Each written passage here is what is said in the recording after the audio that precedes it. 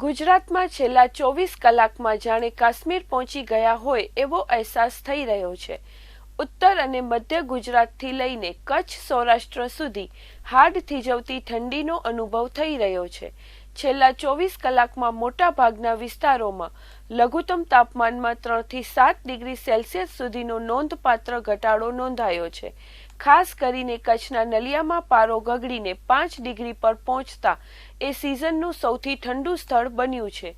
ઉત્તરમાં થયેલી હિમવર્ષા અને ફૂંકાતા ઠંડા પવનોના કારણે જનજીવન પ્રભાવિત થયું છે, જ્યારે આબુમાં -7 ડિગ્રી તાપમાન વચ્ચે બરફની ચાદર છવાઈ છે।